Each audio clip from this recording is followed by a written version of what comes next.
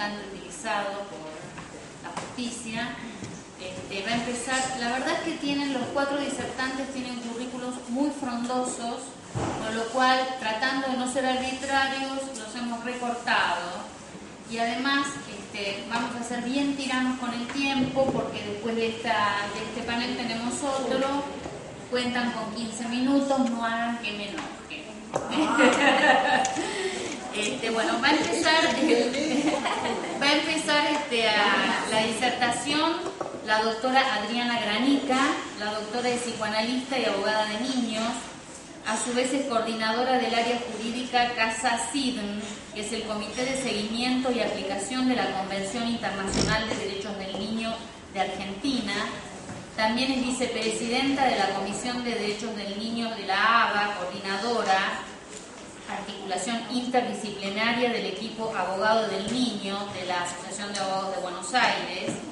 Es coordinadora del consultorio interdisciplinario en Derechos del Niño, Centro de Salud Mental número 1 de la Ciudad Autónoma de Buenos Aires, y es miembro del Colegio de Psicoanalistas. Doctora, le pido por favor que sea 15 minutitos. Gracias. Bueno, muchas gracias por tenerme entre ustedes. Cuando pensé qué era lo que podía transmitir, la primera cosa que se me ocurrió es por qué seguimos hablando de esto, por qué le seguimos dando un espacio a un síndrome acientífico. Yo creo que eso es un analizador que tendríamos que tomar en cuenta. ¿Por qué se le sigue dando entidad a algo que no existe, cuyos significantes en la definición son... el significante solo, o sea, la palabra habla prácticamente de un método de tortura. Se supone que hay una mujer que tortura a un niño lavándole el cerebro y la terapia vendría a ser un antilavado de cerebro con una especie de separación violenta para que en el medio de estas... o sea, ese síndrome no existe.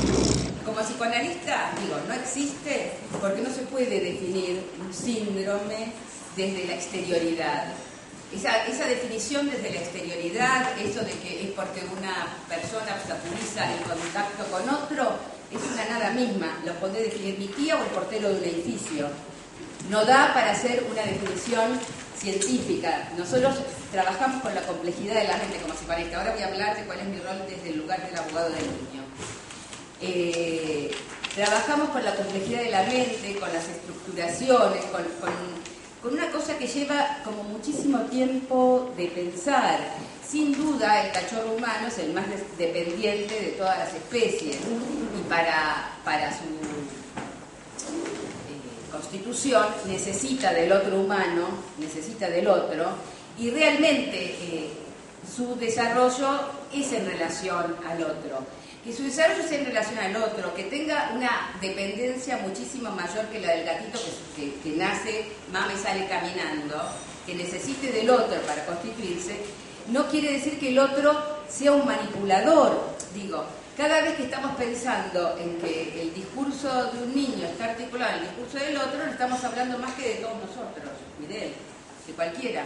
Cualquier sujeto, cuando se va estructurando, es hablado por otro, porque es bueno, porque es parte de la cultura que el otro vaya hablando, y de ese lugar se va a ir autonomizando. Por eso hablamos de la diferenciación progresiva que va teniendo el sujeto para su individuación. Con lo cual, capturar algo que es de las relaciones vinculares, transformarlo en una situación sindrómica, es un absurdo desde el inicio. Mucho peor es pensar que esta pseudocientificidad va tomando entidad en nuestros juzgados y en muchos de los técnicos, y no solo los jueces, no solo los operadores judiciales. A mí lo que más me preocupa son mis colegas psi. Son los que más me preocupan porque es como si cuando llega la orden o el oficio judicial se olvidan de todo lo que pudieron construir, de todo lo laborioso que es pensar en la estructuración psíquica de un niño para solo imaginar que ahí hay alguien que está manipulando. yo puedo hablar con ella, con él, mira, esta es una situación manipuladora, pero yo digo, y ahora me van a disculpar, pero voy a hacer un chiste. ¿Por qué no hablamos del SAC? El SAC-K, o sea, a ver, ¿cuántos sujetos somos manipulados permanentemente por la información, por los medios de comunicación? ¿Cuántos creemos que estamos pensando nosotros y de repente estamos siendo pensados? Pero eso no es para definir una situación patológica. Tampoco me parece que haya que patologizar la vida. Las situaciones de violencia contra la mujer y contra los niños son suficientemente graves como para poder pensarlas en su singularidad y no pensar en una patología. Si es, digamos, una situación que pensar en eso, pensar en que en la indicación del Poder Judicial de hacer un trabajo con el vínculo pueda ser una alerta para una situación en donde a partir de ahí se pueda trabajar, o sea, es una oportunidad, bueno, yo acepto, pero digamos, en ese punto tiene que caer la judicialización para aparecer el trabajo posible con la subjetividad de quienes están involucrados. Les cuento, les voy a contar como muy rápido porque no sé cómo vamos con el tema tiempo, cómo me enteré. Yo trabajo en un centro de salud mental, soy psicoanalista y soy abogada de niños y hago las dos prácticas y agradezco haber encontrado en la normativa vigente la posibilidad de articular esto, porque es la posibilidad de articular la escucha singular de los niños, cosa que si no queda muy adultocéntrico y muy fundamentalista del lado que sea, de un lado o del otro, no importa. Los niños han ido perdiéndose en esta batalla por imponer ciertos conceptos. Cuando yo decido armar este consultorio interdisciplinario de derechos del niño en el interior de un centro de salud mental, lo primero que hice fue conectarme con los equipos de familia, que hay dos en el centro de salud, uno sistémico y otro de concepción más psicoanalítica. Empecé trabajando en la retrocámara, hay una cámara Gesell, donde venían los chicos con la orden de la revinculación. Y lo que empecé a ver fue un nivel de violencia en los equipos terapéuticos que era impresionante. Los chicos quedaban al margen, o sea, los chicos no tenían palabra. Los terapeutas podían, digamos, con una cuestión de obediencia de vida al Poder Judicial, decía, vos tenés que ver a tu papá porque el juez lo ordenó. Y además una especie de confusión teórica terrible, porque digamos, si el psicoanálisis tiene algo, es tener muchas teorías que están en pugna y algunas que plantean cuestiones que son como que no se pueden banalizar rápidamente y decir que la legalidad o que el lugar de la palabra del juez es la palabra de la cultura, que es toda una concepción que no voy a entrar, pero no es el juez de verdad, el de carne y hueso. Es cómo entra la ley en la constitución de la subjetividad humana. Es cierto que necesitamos que entre la ley, que entre alguien que produzca un corte en esa relación inicial absolutamente necesaria, porque si no hay una relación inicial absolutamente necesaria en esa primera dependencia mamá-niño, estamos mal. Tenemos un niño deprivado y preso del posible marasmo.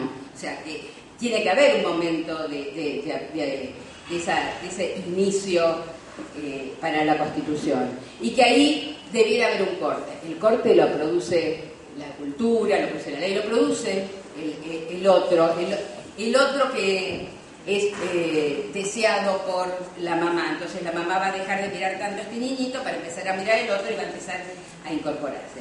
Ahora, suponer que esa introducción de la ley es el juez, estamos mal. O sea, llega un momento en donde los juristas dejan de pensar para someterse. Entonces, pues nos pasaba esto. Ahí decidimos armar este dispositivo y avisarles a todos los niños que venían de la mano de un expediente para ser revinculados, porque no todas eran situaciones de violencia y de abuso, por suerte, pero todas estaban mal planteadas. Todas estaban planteadas, porque no se puede plantear desde una cuestión conductista. Bueno, vos ahora vas a hacer esto y vas a venir 3 veces y vas a venir 2 veces y lo vas a ver y tenés que quedar con porque lo dijo el juez. empezamos a plantear que los niños tenían voz propia, que tenían la capacidad de ser escuchados, y armamos cada vez que venía un oficio al centro, nosotros devolvíamos entregábamos el turno con una hojita, que no teníamos la fantasía de que con eso se iban a curar, pero les avisábamos que nosotros estábamos ahí para paliar el malestar de la situación que se produjera, que no teníamos poder de policía, más o menos en resumen, no la traje hoy, y que teníamos un dispositivo para que los chicos sean escuchados de acuerdo a la normativa vigente. Y empezamos a instalarnos como un lugar donde los chicos podían decir no quiero que pase esto que me están obligando a hacer, y nosotros acompañábamos eso, y se empezó a producir un efecto, sobre todo en el equipo de familia sistémico, que empezaron a darse cuenta de los fracasos. Es un equipo de estadística de fracaso. La contundencia de vincular, porque lo dijo el juez, no sirve, no sirve. Los chicos pueden decir, bueno, yo vengo acá para que mi mamá no le cobre multa. Yo no lo quiero ver, no quiero saber nada, él me hizo, y digamos, entonces les empezamos a dar esta posibilidad de escucharlos. Yo tengo, la última, una nena que 7 años tiene, que golpea la puerta de oficina y dice, ¿está la abogada? ¿Vos sos mi abogada? Yo te quiero contar que cuando las situaciones son más o menos triviales, porque puede pasar que en un régimen de visita, no me está llamando así, sino un régimen de comunicación donde la titular siempre es la niña o el niño, ¿no? Y es desde ahí que nosotros vamos a plantearnos para trabajar. Digamos, el tema de los derechos hoy los tiene, toda la población habla de derechos, yo no sé si los entienden, pero toda la población habla de derechos, confunde muchas veces los derechos, la defensa, confunde la justicia con la venganza, o sea, hoy hay un montón de palabras que dan vuelta y que de verdad no sé si están verdaderamente incorporadas. Entonces pasa que a veces con los buenos trabajos que hacemos buenos trabajos, y los equipos de familia, algunos hacen muy buenos trabajos, y hemos pasado de la revinculación asistida, que me parece horrible porque no hay posibilidades de procesar nada, y siempre que no haya una situación de violencia, porque ahí directamente nos negamos a hacer la cuestión, de abuso ni pensar.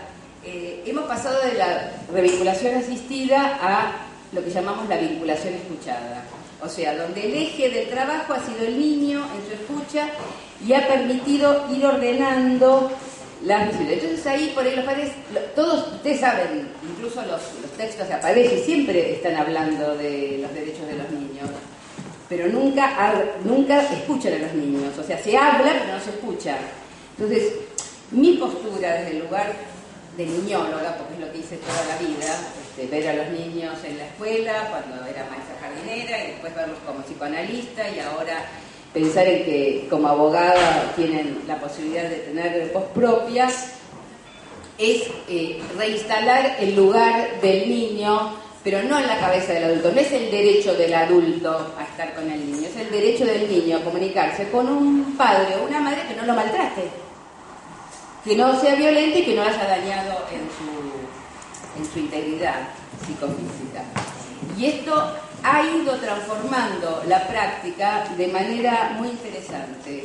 Yo, digamos, alerto a no patologizar lo que no debe ser patologizado. Me preocupa que siga instalado en el Poder Judicial el tema de este síndrome que no existe, pero que se lo sigue planteando. Y aunque, ¿ya se puede cortar? Un minuto más. Bueno.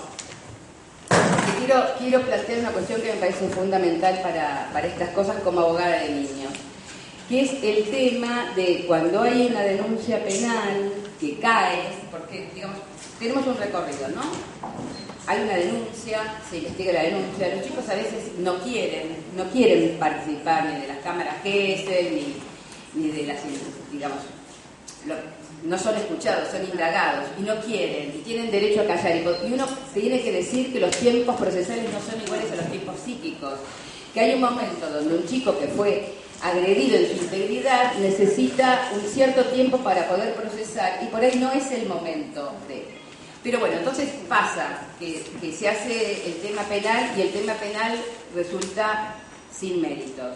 Hasta ese momento el juzgado civil dio medidas, produjo todas las posibilidades de supuesta protección de ese niño y esa mujer, porque en general nos pasa a las mujeres.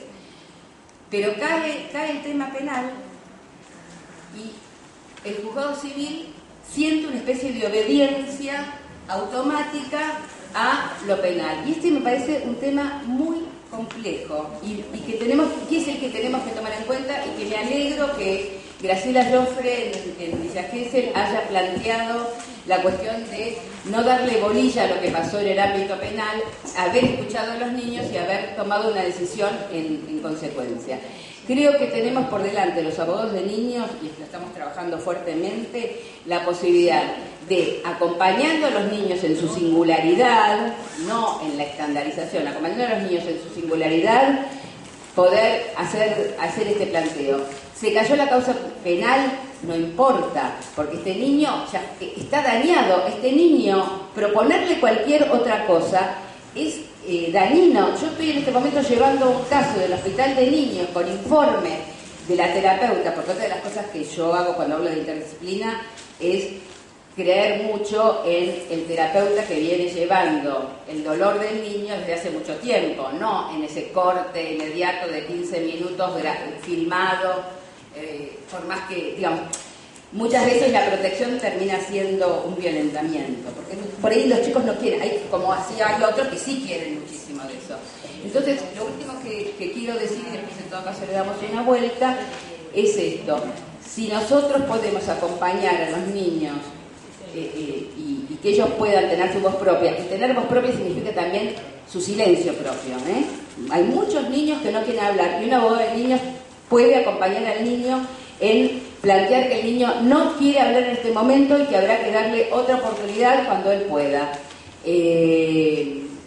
Me encantó el fallo de esta jueza de Villa Gesell, que tomó en cuenta lo que los chicos dijeron, lo que los terapeutas que tienen una trayectoria con el niño, no el que lo vio en un ratito, el que tiene una trayectoria. Yo les creo, la verdad es que por eso soy ingenua, pero yo creo, digo, el poder trabajar articuladamente con quien está a cargo de un trabajo terapéutico no es lo mismo que los operadores judiciales, que lo hacen en una especie de corte inmediato. Entonces, este punto me parece fundamental. Me parece, yo tengo un artículo escrito acerca del pudor y de la intimidad, donde en un momento yo me sentía que estaba como una encerrona trágica, como diría mi analista fallecido Ulloa. Si yo no exponía a la chica algo que le iba a hacer muy mal, se caían las medidas civiles. Y si la exponía y estaba mal. Y yo, como abogada de la nena, planteaba que la nena no tenía ni que declarar, fue una cosa horrible que en todo caso en la segunda vuelta lo cuento. Y que tuvo un final absolutamente feliz, porque finalmente se respetó el tiempo de la nena, el momento de hacer su alegato, y además cuando estuvo en la Cámara Gesell, en un lugar muy cuidado y con su terapeuta, dijo: a los que están afuera de la Cámara yo les quiero decir que soy una nena, pero tengo derechos y tengo abogada. Y lo que me pasó, me pasó. Entonces, me parece que es una salida a esa encerrona trágica, la posibilidad de que un niño sea acompañado por un abogado, no que sea visto por 80.000 personas, peritos, no, que sea acompañado por un abogado que haya podido tramitar, junto con el chico, tramitar simbólicamente, la posibilidad de que su palabra tiene valor, que su silencio tiene valor, y haber generado la confianza semejante para poder estar con él en ese momento, o que el abogado diga: en este momento el niño no se va a presentar. Por eso me parece que está bueno, se está hablando de dar tiempo, de no poner esos plazos procesales para que si la declaración no fue en el momento no lo sea más. Creo que ahí hay que dar tiempo. Y fundamentalmente esto, repensemos esa articulación horrible entre la falta de méritos a nivel penal y el daño psíquico que un niño sigue sintiendo si tiene que cumplir con una medida con la que no se siente. Es lo que está en ese momento en su psiquismo, no lo puede hacer. si después tenemos tiempo les voy a contar así como muchos ejemplos de niños que han podido tramitar estas cosas desde otro lugar.